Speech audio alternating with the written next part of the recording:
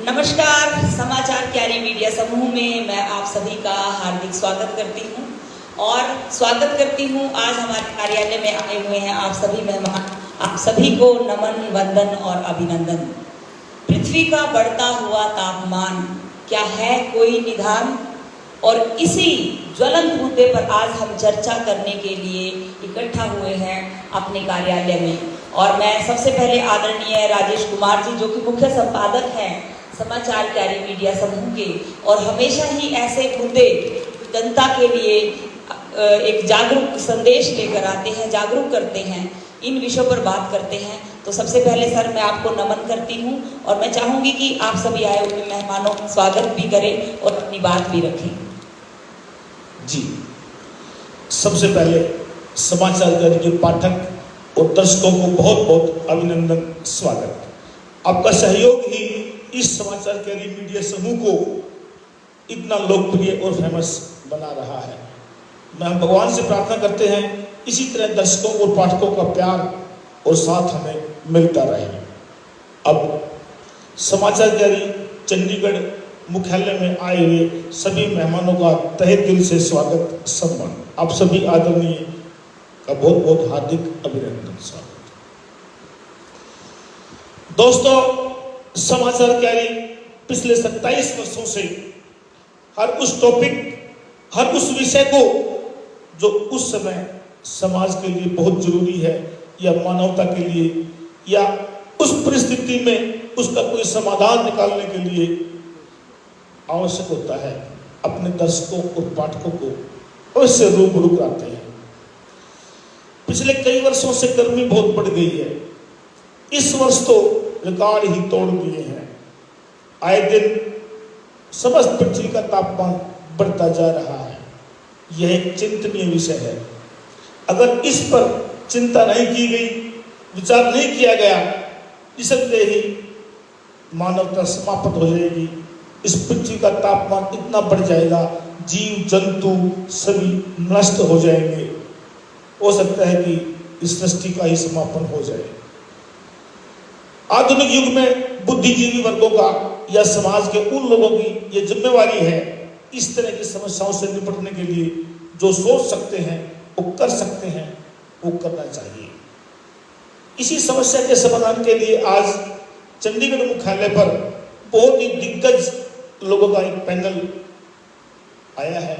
मैं ये कहूँ विशेषज्ञों का एक पैनल है जिन्होंने चिंतन किया है, विचार किया है और इस समस्या से निजात पाने के कई उपाय या रास्ते ढूंढे हैं। अब हम एक एक करके उनके विचार अपने दर्शकों को सुनवाएंगे। उनके अनुभव और बेहतर इन्वायरमेंट के लिए हम क्या कर सकते हैं और शीघ्र उस छुटकारा कैसे पा सकते हैं, इसकी चर्चा आदरणीय नीलम जी और उषा गर्ग जी हैं। ये साहित्य डिपार्टमेंट है, ये इस कार्यक्रम को आगे बढ़ाएगा।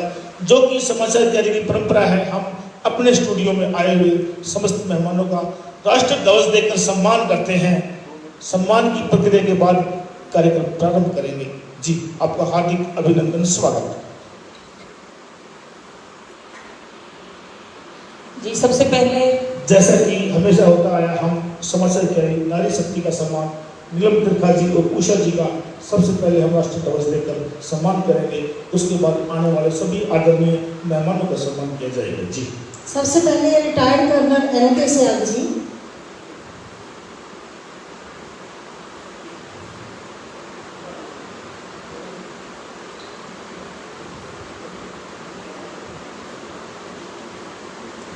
सबसे पहले नीलम त्रिखा जी का, जो कि साहित्य संपादिका है।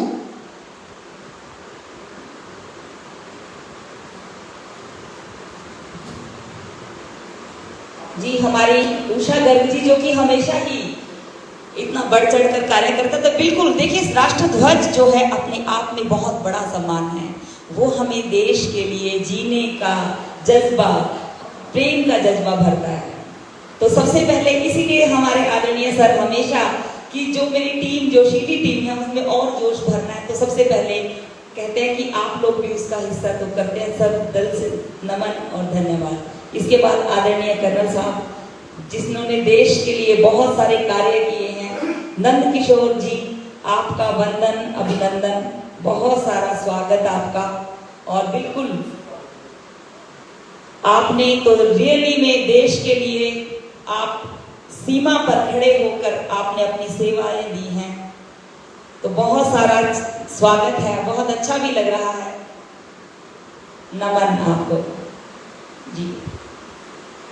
आदरणीय राहुल महाजन जी, मैं बहुत दिल से नमन करती हूँ। और मैं चाहूंगी कि उषा जी,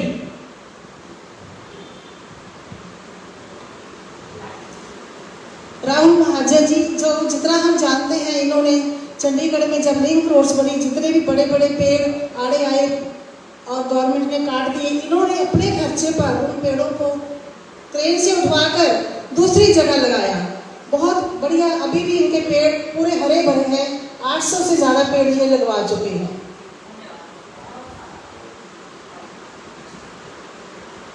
एनके शर्मा जी, पूर्व प्रधान सीनियर सिटीजन काउंसिल पंचकूला, इनके साथ हमने 20 के पार्क में पौधारोपण किया था। अभी भी ये जगह बताएंगे हमें कहाँ पे हमें गाइड करेंगे कहाँ पर हम पौधे लगा सकते हैं। बहुत बहुत धन्यवाद आपका एनके शर्मा जी, बहुत बहुत धन्यवाद आपका। हरिराम डांगरा जी, रिटायर्ड AGM SBI, ये भी सेवा समिति के सर्व सेवा समिति के जो मेंबर हैं, वहाँ पर भी ये पौधारोपण का और काफ़ी काम, समाज सेवा के कई काम कर रहे हैं। हरिराम डांगरा जी योगा के भी एक्सपर्ट हैं और वहाँ ये गौशाला के सामने जो शमशान भूमि, वहाँ पर पौधारोपण कर रहे हैं। इन्होंने हमें वहाँ जगह दी है पौधे लगाने के लिए। वहाँ माली भी देंगे, माली भी है इनके पास, और कोई भी पशु इसको खराब नहीं करेगा पौधों को। आदरणीय वीरेंद्र गर्ग जी, जो कि हमारे उषा जी के एक बहुत ही सहयोगी हैं और हम के हर कदम पर साथ देते हैं। हमेशा भाई साहब का आदरणीय भाई का स्वागत, अभिनंदन, स्वागत जी। कहते हैं ना, पति पत्नी गाड़ी के 2 पहिए होते हैं, एक भी वो ना हो। और जब तक जो मैं यहाँ पर हूँ, जितना भी हूँ, इनके कारण हूँ। तो इनके लिए मैं तो यही कहूँगी, किसी के नाक में हीरा, किसी के कान में हीरा, मुझे हीरे से क्या लेना, मेरा दिल तर है हीरा। बहुत बहुत धन्यवाद। एक मिनट के लिए मैं एक आदमी से बात करूंगा बस, ठीक है जी। दोस्तों, अब यह कार्यक्रम प्रारंभ होता है। सबसे पहले मैं एक ऐसा विषय जो अभी अभी मेरे सामने आया है, पर्यावरण की रक्षा के साथ साथ रोजगार भी। आज समाचार कैरी कार्यालय में एक ऐसे हस्ती, ऐसे युवा आए हैं जिनकी 3 पीढ़ियां एक ऐसा बिजनेस कर रही हैं, जिन्होंने बिजनेस पैसा भी कमाया है, अपने परिवार को पाल रहे हैं और मानवता सृष्टि की रक्षा भी करते हैं। महाजन जी, आपका हार्दिक अभिनंदन, स्वागत। आप ये बताएंगे कि पेड़ लगाकर रोजगार यह तीसरी पीढ़ी प्राप्त कर रहे हैं, इससे कितना मुनाफा है, क्या सुकून, क्या शांति, या क्या सोचकर ये कारोबार आप कर रहे हैं। आपसे बात करने एक उद्देश्य है, आपको 10 लाख लोग अभी देखेंगे, लाइव चल रहे हैं। युवाओं को आज रोजगार की बहुत आवश्यकता है। युवा भटके हुए हैं, वो पेड़ लगाने का महत्व नहीं समझते हैं। क्या पेड़ लगाकर भी रोजगार पाया जा सकता है, इस विषय पर आप बताएंगे दर्शकों को जी। नमस्कार जी, मैं तीसरी पीढ़ी में हूँ जो एग्रीकल्चर का काम करता है। और एग्रीकल्चर ही नहीं सिर्फ, हम लोग बेसिकली खेती का काम करते हैं। मेरे ग्रैंडफादर चंडीगढ़ में 1956 में आए, मेरे फादर यहाँ पढ़ते रहे। और एक चंडीगढ़ का टॉप ब्रांड है जो आज चंडीगढ़ में दुर्गा सीड्स है, उसी का एक वारिस हूँ। और मेरी बेटी 4th जनरेशन में है जो इसी लाइन में लैंडस्केप में है जी। खेती को ये कहना कि ये फेलियर है या ये गरीब आदमी का धंधा है, ऐसा नहीं है। खेती में बहुत पैसा है और जिस लाइन में हम लोग बिजनेस में हैं या नर्सरी बिजनेस में हैं, और बहुत सारे फार्मर्स हमारे से जुड़े हैं जो आज उस चेंज को ला रहे हैं। अब अगर सब सरकारी नौकरी पे रहेंगे तो आने वाले टाइम में बड़ा मुश्किल हो जाएगा कि सबको सरकारी नौकरी दे। तो उसमें बेटर है कि हम लोग सेल्फ एम्प्लॉयमेंट में जाएं। खेती के साथ साथ हम फ्लोरिकल्चर कर सकते हैं, हम फ्रूट्स कर सकते हैं, हम मशरूम कर सकते हैं। बहुत सारे ऑप्शंस हैं यहाँ पे आज की डेट में। हाइड्रोपोनिक्स कर रहे हैं, टिश्यू कल्चर कर रहे हैं। तो ऐसा कहना नहीं है कि खेती में पैसा नहीं है, बहुत पैसा है। जी बिल्कुल। और मेरे युवा जो पढ़े लिखे कहते हैं कि हम क्या करें, हमारे पास कोई रोजगार नहीं है। क्यों नहीं है रोजगार है? जिनके पास इतनी जमीनें हैं, बेच बेच के आप विदेशों में जा रहे हैं, तो उन युवाओं के लिए ये खास संदेश है कि अपने देश में रहो। अपनी मिट्टी में तो सोना है, लेकिन थोड़ी सी मेहनत करो। तो ये सब महाजन साहब ने जैसे कि बताया। और भी मैं चाहूंगी कि जो आज जिस मुद्दे पर हम बात करने के लिए यहाँ इकट्ठा हुए हैं कि झुलस गए सब शहर पहाड़, लोग बचने के लिए पहाड़ों पर जा रहे हैं, लेकिन वहां भी पता चल रहा है जाम है, इतनी गर्मी है, पानी नहीं, और वहां भी छाया ढूंढ रहे हैं। तो वो जो आज का मुद्दा है, आप उसके बारे में हमारे समाज के लिए क्या कर रहे हैं, ये जरूर आप सभी को बताएं। देखिए, अगर आज हम फ्रेश एयर के लिए पहाड़ों में जा रहे हैं, लेकिन पहाड़ों की भी हालत हमारे से बदतर है। जितनी रोड वाइडनिंग हो रही है, जितना हम चौड़ा करें सड़कों को, उतना वहाँ टूरिस्ट बढ़ रहा है। टूरिस्ट बढ़ना पहाड़ों के लिए अच्छा नहीं है। ना वहाँ पानी है, ना वहाँ पे पेड़ हैं। हमने इतनी डिफॉरेस्टेशन किया है पिछले 10 सालों में, जिसको हम डेवलपमेंट बोलते हैं। बेसिकली वो डेवलपमेंट नहीं है, वो फिक्टिशियस डेवलपमेंट है। आपने बड़े घर बना लिए, घर में रहने वाले 2 आदमी हैं, तो आपने क्या किया उसके लिए? चंडीगढ़ सुंदर शहर था और ऑलमोस्ट 10 लाख पेड़ थे आज से 25 साल पहले। जो लेटेस्ट सेंसस आज का, इसमें 8 लाख पेड़ हैं और 14 लाख आबादी है। तो हमने क्या कमाया?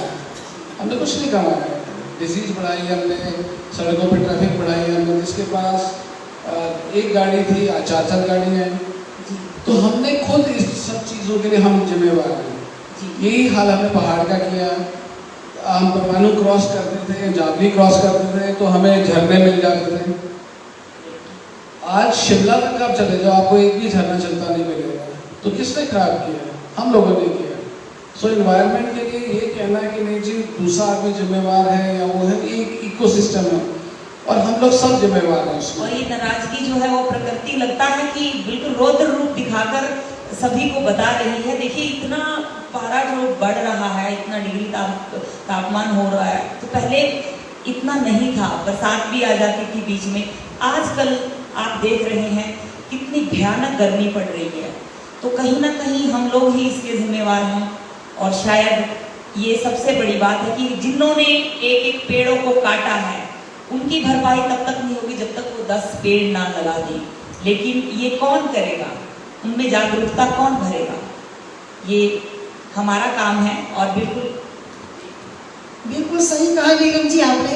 सुबह मेरी राहुल जी से बात हुई तो इन्होंने कहा कि ये हमें छायादार पेड़ प्रोवाइड करेंगे लगाने के लिए। इनके पास फलों के पेड़ भी है और यहाँ पर हम लगाने जा रहे हैं। वहाँ दीवार है, कोई भी पेड़ों को खराब नहीं करेगा और माली है। और हम इनको ये विश्वास दिलाते हैं कि जो ये पेड़ हमें प्रोवाइड करेंगे उनकी पूरी देख रेख होगी और वो बड़े पेड़ बन के फिर कभी उनको वहाँ पर बुलाएंगे। तो बहुत बहुत धन्यवाद राहुल जी आपका। राहुल जी, एक सवाल और है कि मेरे सभी दर्शकों के लिए कि राहुल जी ने एक बहुत ही महान कार्य भी किया है कि चंडीगढ़ में आपने जो पेड़ थे, जो आपने उनको कहीं और लगाया है, आपने वो कैसे किया? एक बार दर्शकों को जरूर बताएं। ये 2015 की बात है। गिरा हुआ पेड़ हमने आज सेक्टर 8 से उठाया था जी, और उसको 26 में लाके लगाया और वो बिल्कुल हरा भरा है। वो अच्छा, जो पुराने पेड़ उनसे भी अच्छा है। वो पिलखन का पेड़ था जी। और उसके बाद हम लोगों ने बिल्कुल ये प्रशासन और सरकार के लिए भी कि किसी पेड़ को अगर आपको लगता है कि बहुत जरूरी है, वो सड़क या कहीं बीच में इस तरह से आ रहा है, तो बिल्कुल आप उस पेड़ को कहीं और भी लगा सकते हैं। वो बिल्कुल फल फूल सकता है। उसके लिए हम लोगों ने 800 पेड़ के करीब अभी तक कर दिए हैं। और बहुत बढ़िया, 800 पेड़ राहुल महाजन जी अब तक इसी तरह से लगा चुके हैं और बिल्कुल हरे भरे हैं। बहुत अच्छी है। जी। और बिल्कुल अगला सवाल जो है बिल्कुल हमारे बीच में आदरणीय NK शर्मा जी आए हुए हैं, सीनियर सिटीजन पूर्व अध्यक्ष प्रेसिडेंट रहे हैं आप। तो सर आप क्या कर रहे हैं, इस मुहिम को किस तरह से आगे बढ़ा रहे हैं और कहाँ पर आप पेड़ पौधे, आपने कोई जगह भी बताई है कि ऐसी बहुत सारी जगह है, लेकिन आपके पास कोई और बेहतर जगह है ऐसी जहाँ लगा सकते हैं। और पेड़ लगाना ही काफ़ी नहीं है जब तक आप उसकी देखभाल नहीं कर पाओगे। देखिए बहुत सारे पेड़ लगे लेकिन वो किताबों में ही लगे हुए हैं, हमें वो कहीं भी नजर नहीं आ रहे। तो एक साल बाद जब उसको देखने जाते हैं तो मिलेगा ही नहीं। एक साल बाद क्या, 5 दिन बाद, 4 दिन बाद जाओगे तो वहाँ कुछ मिलेगा ही नहीं। तो ऐसे कितने पेड़ हैं, केवल दिखावे के लिए पेड़ मत लगाएं, शायद इसीलिए प्रकृति हमसे नाराज है। जी पहले तो मैं आप ये समाचार तैयारी ग्रुप का बहुत बहुत धन्यवाद करता हूँ कि आपने इस महत्वपूर्ण विषय पे आज ये दोस्ती लिखी हुई है। बाकी जो आपका सवाल है वो बिल्कुल सही है कि पेड़ जो है आज हम लगाते हैं लेकिन उनकी देखभाल प्रॉपर ना होने के कारण वो उसका जो रिजल्ट निकलता है वो अल्टीमेट कुछ भी नहीं निकलता। क्योंकि अगर वो उसकी प्रॉपर देखभाल नहीं होगी, प्रॉपर जगह पे नहीं लगेगी तो वो पेड़ लगाए या ना लगाए एक ही बात है। हमने ये जब कोरोना टाइम के बाद कई जगह पे, कई पार्क्स में, 20 सेक्टर पार्क में, 15 सेक्टर में और भी कई जगह पे ये हमने फाउंडेशन का काम किया था। तो वो हमने क्योंकि पार्क्स में लगे थे तो वो अभी जो है वो अच्छी तरह से मतलब वर्क कर रहे हैं और प्रॉपर उनकी देखभाल भी हो रही है। मेन जो है मैं राहुल महाजन जी की बात का मतलब ये समझ करता हूँ, वो पेड़ अच्छी तरह से वो फले फले अगर उनको काटना पड़ता है, जहाँ वो गिर जाते हैं वहाँ से उनको काट किसी दूसरी जगह पे लगा रहे हैं, इससे बढ़िया और काम नहीं हो सकता। क्योंकि आज आप अगर पेड़ कहीं पर लगाते हैं तो उसको अच्छी तरह से पढ़ने पढ़ने में भी कम से कम 8-9 साल का टाइम लगता है। ये जो ऑलरेडी अच्छी तरह जो डेवलप्ड हैं और इतने बड़े बड़े हैं उनको अगर आप नहीं प्लांट कर रहे हैं कहीं पर तो इससे बढ़िया वो बात नहीं होती। ये क्वेश्चन जो है ना अभी हमारे किसी मेरे फ्रेंड ने भी ये उठाया था कि जो पेड़ अभी जैसे ये हाईवेज वगैरह बन रही हैं, इतने पेड़ काट रहे हैं और तो उनकी जगह पे नए पेड़ लगाएंगे, वो इतने साल लगेंगे उसको ग्रो करने के लिए। तो ये जो है ना आइडिया बहुत अच्छा लगा कि इनका जो उन्होंने ये किया है। शर्मा जी एक आप जगह बता रहे थे कि यहाँ ऑफिस के आसपास ही जगह है जहाँ पौधे लगाए जा सकते हैं। हाँ बिल्कुल मैडम, ये जो यहाँ पे क्योंकि अभी ये मिशना वाला एरिया तीर में चल रहा है, ये तो 20 और 21 की डिवाइडिंग रोड से अगर आप ये मिशना की तरफ जाते हैं तो यहाँ पे एक तो अभी काफ़ी कंस्ट्रक्शन वगैरह चल रही है,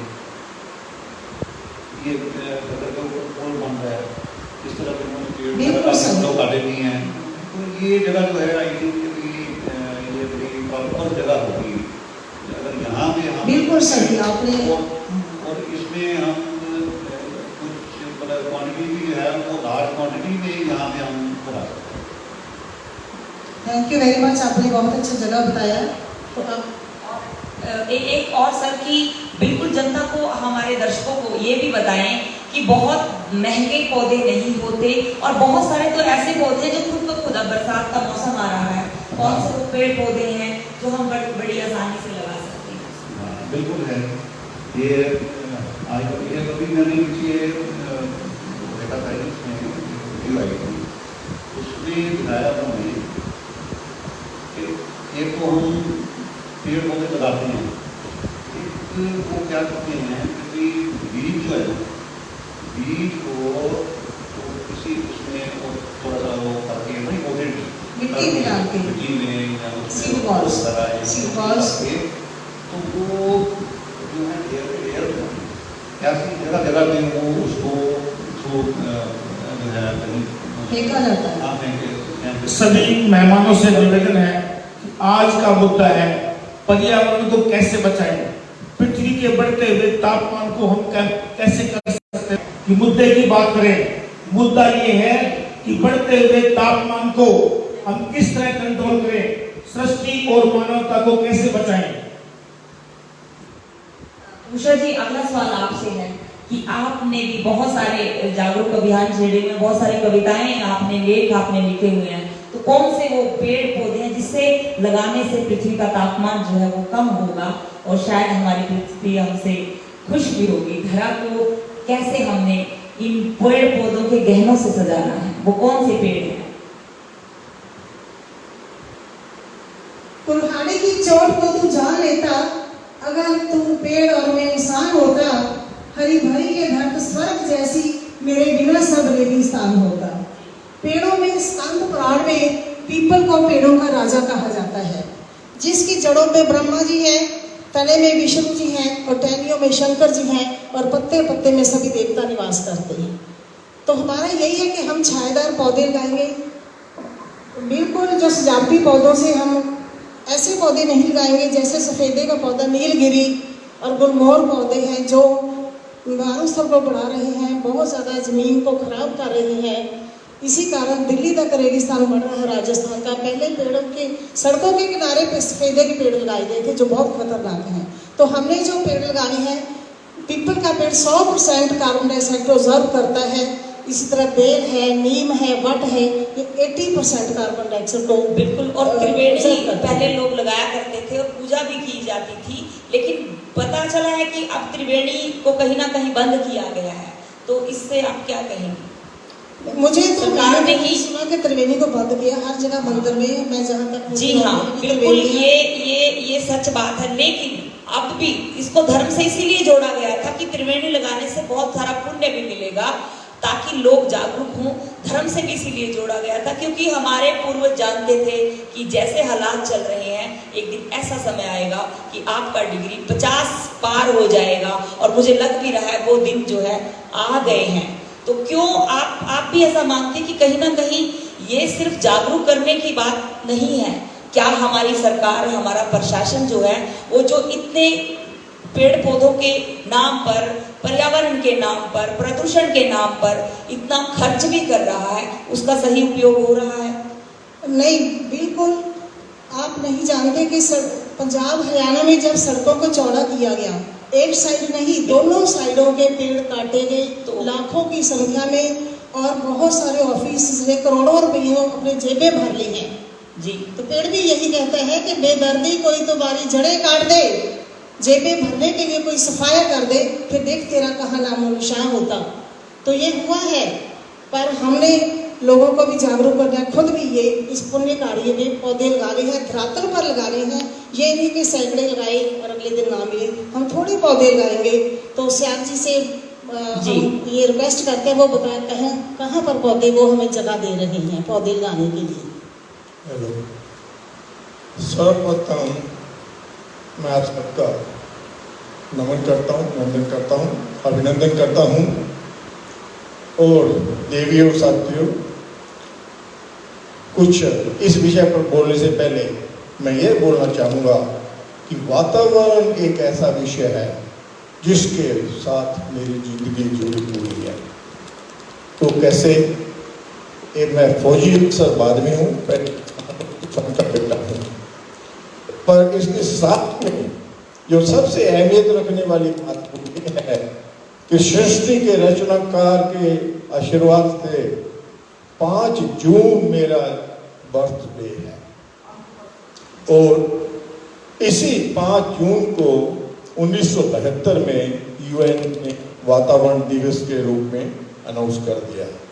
तो अब जब 5 जून आता है तो मेरे को हैप्पी बर्थडे कोई नहीं बोलता, हैप्पी वातावरण दिवस बोलता है। जी, और मैं पर्यावरण शुरू में बहुत बढ़िया मैं पर्यावरण, शुरू में बड़ा मजाक समझता था, पर अब मैं इसको बहुत अच्छा समझता हूँ।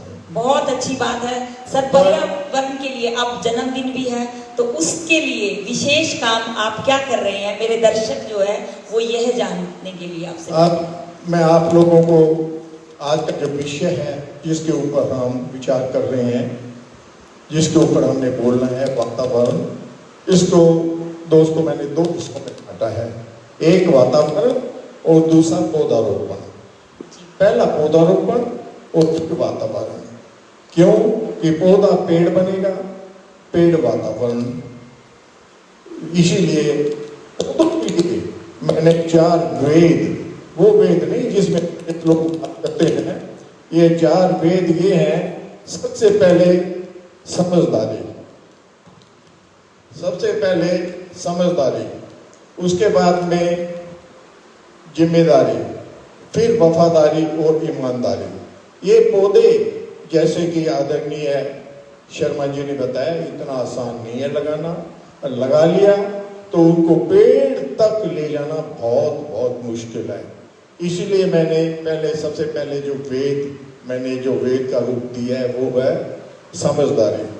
आदरणीय साथियों, जब तक हम समझदारी से काम नहीं लेंगे कोई पौधा नहीं लग सकता, और उसको पेड़ का रूप लेना तो बहुत मुश्किल है। क्यों कि आजकल बच्चे खेलते हैं, जहाँ भी पौधा लगाओगे बच्चे खेलते हैं, क्रिकेट खेलते हैं, आज पौधा लगाया दूसरे दिन पौधा गायब।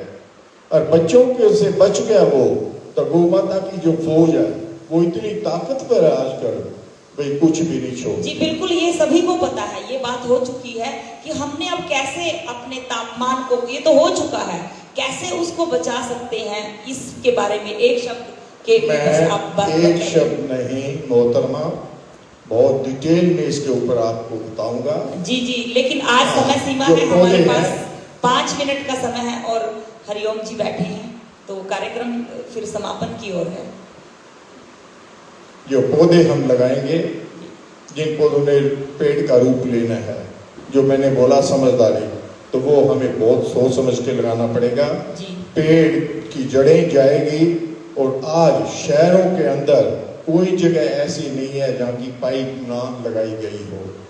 ये मैं आपको बताता हूँ, पटियाला चौक से राजपुरा तक जो रोड जाती है, वो बनूर से पहले लेफ्ट साइड में बहुत सोसाइटीज बन रही है, वहाँ पर एक जेसीबी लगी हुई थी और जो गैस पाइप है उसको तोड़ दिया। अब आप अंदाजा लगा सकते हैं कि गैस पाइप को तोड़ने से क्या नुकसान, एकदम इतनी गैस। श्याम सर, आप मुद्दे की बात करें, आप यहाँ मुद्दे की बात करें। हम पर्यावरण को कैसे बचा सकते हैं, पृथ्वी के बढ़ते हुए तापमान को हम कैसे बढ़ा सकते हैं, मुद्दा ना भटकाएं। नेक्स्ट को नंबर दें। आप शमशान भूमि में कह रहे थे, वो बताइए। धन्यवाद जनाब, मैं आपको बताऊंगा। आदरणीय साथियों, जो पेड़ हैं वो सिर्फ कुछ ही पेड़ हैं जो ऑक्सीजन देते हैं और जो तापमान को नीचे करते हैं। वो है पीपल, वो है बड़ जिसको कहते हैं, वो है नीम, वो है सफेदा, वो है आंवला। पर इसमें जो 2 पेड़ हैं, पीपल और बरगद, ये बहुत खतरनाक हैं। ये जमीन भी फाड़ देते हैं, पर सबसे अच्छे पेड़ यही हैं। उसके बाद नीम है, उसकी जड़ें इतनी नहीं हुई है, बहुत वातावरण को ठंडा रखता है, और आंवला भी बहुत ठंडा रखता है।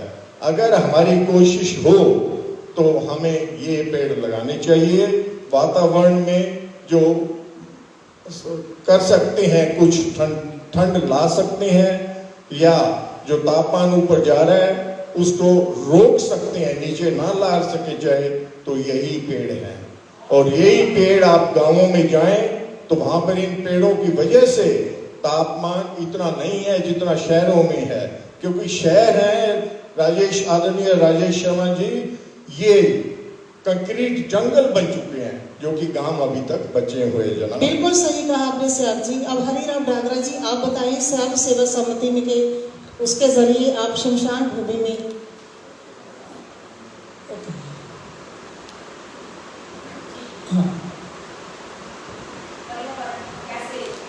कहाँ पौधे लगाए जा सकते हैं, आप लगाएंगे? नमस्कार। हमारी सर्विस के टाइम पर कॉरपोरेट या ऑर्गेनाइजेशन की तरफ से पौधारोपण या कम्युनिटी सर्विस बैंकिंग होती थी, जिसमें हर साल हम पूरे देश में लाखों पौधे लगवाते थे और वही विचार अब तक भी चलता है। जहाँ भी जरूरत होती है हम पौधे लगवाते हैं और अपना कंट्रीब्यूशन देते हैं। पार्कों में पौधे लगवाते ज़रूर हैं लेकिन मेंटेन नहीं करते। हम उसके लिए वॉलंटियर हैं, हमारी एक टीम है जो पौधों को बचाती है, पानी देती है और उनके आसपास का घास फूस जो है उसको उसकी सफाई करती है। वातावरण का जहाँ तक सवाल है, आपने सुंदरलाल बहुगुणा का नाम सुना होगा। चिपको आंदोलन उसका था। उन्होंने जब ये डेवलपमेंट के नाम पर जो काम कर रहे थे, पेड़ कट रहे थे, तो उन्होंने एक आंदोलन चलाया था, चिपको आंदोलन, जिससे आम जन को साथ लेके पेड़ों को बचाने का काम किया था। आप क्या करेंगे सर, आप भी बताइए, आप पेड़ ये कहाँ लगाएंगे? यही मैं कहना चाहता हूँ। ये जो कोई भी काम जो होता है उसका जो उत्पत्ति है वो विचार से होती है, कॉन्शियसनेस से होती है। हमारे कॉन्शियसनेस में उसको कॉन्शियसनेस को प्रक्षिप्त किया जाएगा, उस विचार को अपने लोगों के दिमाग में डाला जाएगा, उसके बाद काम अपने आप होगा। जब तक लोगों के दिमाग इस चीज़ को एक्सेप्ट नहीं करते तब तक काम करना बहुत मुश्किल होता है। जी बहुत अच्छा। आज इस पैनल ने बहुत ही अच्छा संदेश दिया है। मुख्य रूप से सबसे बड़ा और सबसे महत्वपूर्ण पर्यावरण बचाने के लिए पेड़ लगाने से हम 70% समस्याओं से निजात पा सकते हैं। उसके अलावा पोल्यूशन, हम आग नहीं जलाएं, हम प्लास्टिक का यूज नहीं करें, हम पोल्यूशन को अवॉइड करके भी पर्यावरण को बचा सकते हैं। पेड़ काटने के लगाने के अलावा पेड़ काटना भी अगर बंद कर दें या सरकार को ऐसा कदम उठाए कि पेड़ काटने पर सजा हो, एक सख्त कानून बनाया जाए कि कोई भी पेड़ नहीं काटेगा, ये भी एक कुछ न कुछ योगदान दे सकता है। हम आग ना जलाएं, कम जलाएं, ऐसी चीजें नहीं जलाएं जिससे कि कार्बन डाइऑक्साइड बढ़ती है या पोल्यूशन मौसम में खराब होता है। अगर पेड़ ज्यादा होंगे तो बारिश भी ज्यादा होगी। अगर हम पर्यावरण को बचा सकते हैं, मानवता को बचा सकते हैं। आज निसंदेह है हमारे दिग्गज साथियों ने एक बहुत ही अच्छी हमारे समाज को प्रेरणा दी है। एक तो हम पेड़ लगाकर पर्यावरण और मानवता को बचाने के साथ साथ रोजगार भी पा सकते हैं। आज के इस कार्यक्रम में सबसे बड़ा टाइटल और शिक्षा ये है कि हम पेड़ों को रोजगार के रूप में कार्य करें, एक इंडस्ट्री के रूप में कार्य करें। युवा शिक्षा ले युवा, यह एक मानवता के लिए और विश्व के लिए और स्वयं अपने लिए भी एक बहुत अच्छा कदम है। हम रोजगार के रूप में पेड़ लगाना आरंभ करें, जिससे कि हम बहुत एक समाज के लिए पुण्य भी कर सकते हैं। दूसरा ये है कि प्लास्टिक का यूज कम करें, आग नहीं जलाएं, पेट्रोलियम जो केमिकल्स के जो इंडस्ट्री है, फैक्ट्री है जो बढ़ाती है पोल्यूशन को बंद किया जाए। मुख्य रूप से सरकार अगर इसमें इंटरेस्ट ले और सख्त कानून बनाए, जो पेट्रोलियम जलाते हैं, इस तरह का धुआं फैलाती है, उन उद्योगों को बंद किया जाए। और ट्रकों पर जैसे कि आजकल वैसे भी सरकार थोड़ा ध्यान दे रही है कि व्हीकल्स पर कंट्रोल करके हम बी पोल्यूशन को या वातावरण को बचा सकते हैं। जी सर, इस मामले में मैं कुछ उदाहरण देना चाहूँगा। जी इस तरह सबसे पहले दुबई है। दुबई बिल्कुल सूखा देश था, लेकिन आज वहाँ के ऊपर वहाँ इतनी ज़्यादा ग्रीनरी हो गई है और उसके साथ साथ बारिश भी स्टार्ट हो गई है।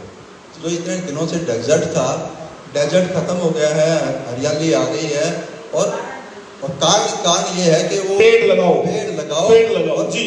कोई भी पेड़ मरता नहीं। साथियों, अब भी हम नहीं जागे, अगर नहीं जागे और शिक्षा नहीं ली, निसंदेह बाहर दुबई बन जाएगा, यहाँ पर रेगिस्तान होगा। दुबई में पेड़ लगे हैं। हमें अपने जीवन के साथ साथ उन मूल्यों पर भी विचार करना होगा। सरकारों को भी कदम उठाना होगा, कहीं भारत रेत के टिब्बे और दुबई जैसा माहौल ना हो जाए। जी सर, मैं दूसरा उदाहरण कनाडा का देना चाहता हूँ। वहाँ पर आप अगर जाओ, आपके घर के अंदर कोई पेड़ है, अगर उसकी कोई टहनी आपके घर के ऊपर आ गई है, आप उसको नहीं काट सकते। आपको उसका इंस्पेक्शन कराना पड़ेगा, परमिशन लेनी पड़ेगी, उसके पैसे भरने पड़ेंगे। उसके बाद वो टहनी कटने लायक है तो कटेगी, नहीं तो नहीं कटेगी। बिल्कुल बिल्कुल। हालांकि नियम यहाँ पर भी है, लेकिन वो बहुत अच्छे से लोग फॉलो नहीं करते और परमिशन सरकार से ले आते और पेड़ कट जाता। यहाँ पर ज़्यादा बड़ी समस्या ये है कि पेड़ काटे बहुत जा रहे हैं और काटने के ऊपर कोई कंट्रोल नहीं है, गवर्नमेंट कंट्रोल नहीं करती और जो पेड़ कट गए उनकी जगह नए पेड़ लगाए नहीं जाते। इसका एक सलूशन ये भी है कि आप विद्यार्थियों को या कोई भी प्रशिक्षित जो बच्चे हैं उनको जो भी डिग्री देते हो तो उसके साथ पेड़ लगवाओ उनसे। बिल्कुल, बहुत हर बढ़िया। डिग्री के साथ 10 पेड़ लगवाओ, बिल्कुल, उसके बाद डिग्री ओपन करो। बहुत ही धन्यवाद। सुंदर संदेश। बहुत अच्छा आपने एग्जाम्पल दिया। निसंदेह आपके इस लास्ट मोमेंट से हमें बहुत शिक्षा मिलेगी। स्कूलों में भी इस तरह की शिक्षा प्रारंभ की जाए, कॉलेज में भी, कि पेड़ लगाना बहुत जरूरी है। ये एक बहुत ही अच्छा आज आपके लिए बहुत बहुत बहुत भगवान का कि आपने एक शिक्षा दी है को कि पेड़ लगाने से और इस तरह के कार्यक्रम करने से ही हम पर्यावरण और मानवता को बचा सकते हैं। बिल्कुल। और घर में पैनलिस्ट से मेरी एक प्रार्थना और है, जो टॉपिक दिया जाए कम शब्दों में उसी टॉपिक पर बात करें। लंबी बात करने से आपका कोई महत्व नहीं होता, चैनल पर भी उसकी योग्यता नहीं रहती है। तो पैनलिस्ट का एक कर्तव्य बनता है जो टॉपिक हो उसी टॉपिक पर कम शब्दों में और प्रभावशाली शब्दों में अपनी बातों को रखा जाए। आप सभी का बहुत बहुत धन्यवाद, आभार। निसंदेह आपने आज समाज को एक बहुत बड़ा संदेश दिया है। आपका यह संदेश समाचार के पाठक और दर्शक सदैव याद रहेंगे और सबक लेंगे। अगर पर्यावरण रहेगा तो हम जिंदा रहेंगे और मानवता जिंदा रहेगी। अगर मानवता नहीं रही तो सृष्टि ही नष्ट हो जाएगी। भारत माता की जय, भारत माता की जय, वंदे मातरम, वंदे मातरम, जय हिंद। जय हिंद। अब समझदारी का एक लास्ट कंटेंट होता है। किसी भी कार्यक्रम के प्रारंभ में हम राष्ट्र ध्वज देकर सम्मान करते हैं और फिर देशभक्ति का एक गीत तिरंगा हाथ में लेकर हम देश के नाम संदेश देते हैं, युवाओं को एक प्रेरणा देते हैं कि हम तिरंगा सबसे पहले है और देश है सबसे पहले है। सर्वप्रथम मेरा देश मेरे लिए है, उसके बाद हर चीज है। अभी देशभक्ति का एक गीत चलेगा जी, आप सब झंडा ले झंडा। और कोई भी जन्मदिन हो, कोई अच्छा घर में कार्य है तो पेड़ जरूर लगाएं, पेड़ जरूर लगाएं।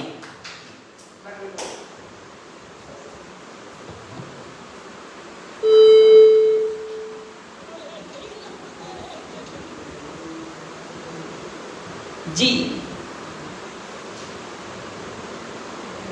तिरंगे के साथ खूबसूरत से इस गीत में हम सब हर्षोल्लास के साथ उत्साह भरते हुए नाच कर गा कर अपनी खुशी जाहिर करेंगे।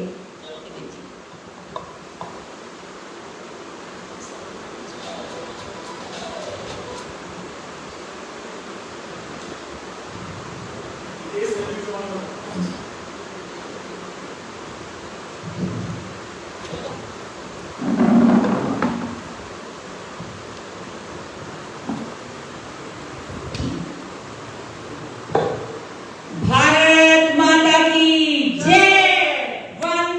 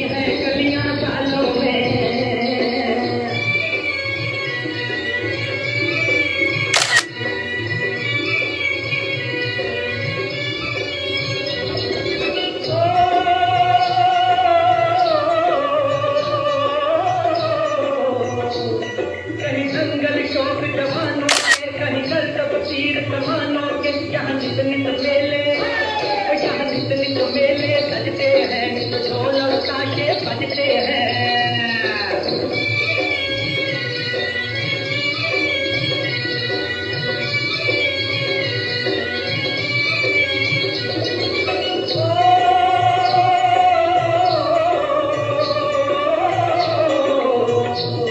दिल भर के लिए दिलदार हैं हम, दुश्मन के लिए तलवार हैं हम। मैदान में अगर हम मुश्किल है तो पीछे हट जाए,